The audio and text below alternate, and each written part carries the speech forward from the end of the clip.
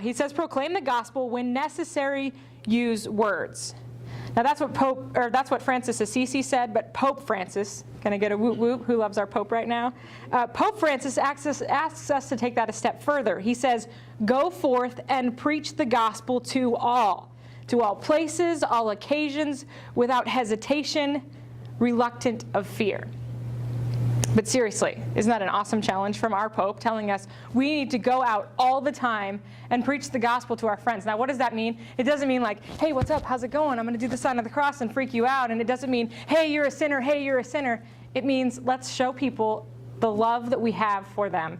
And let's act on good things and show them good so that we have so much joy in our hearts and so much joy in the way that we live our lives that they're like, I want what she has. I want what he has.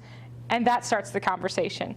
I believe, like I said, everyone has a story. Everyone in this room has a story. And if you think your story's lame, you're wrong, because your story is going to inspire someone. I think we all have stories, and every story has an impact. And we are supposed to tell those stories, which is why I said get your cell phones out. Share what you're doing. Let people know the good that you're involved in. Pass on those stories. Share them, and then it grows and encourages people to act on those experiences and inspires them to grow even further. I mean, think about it. How many of you have a Bible, right?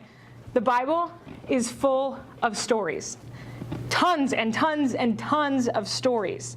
And this was written thousands and thousands and thousands of years ago. This Bible, by the way, is my husband's from First Communion, if you're wondering why it's so nice and unused. We found it this weekend. I had to bring it. It's so sweet. But the Bible is full of so many stories. Why can't we tell our story too? Why can't our story be a part of that?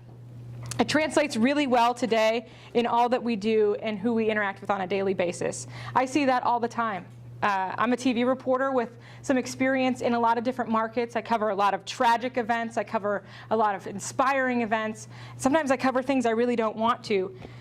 But in all of that, the death and the destruction, sometimes the lack of hope that I feel, I try very hard to portray faith in that and show people overcoming a triumph, or show people praying. Or you saw the video of me holding someone's hand. We prayed before a story because we felt so moved that it was necessary to do that.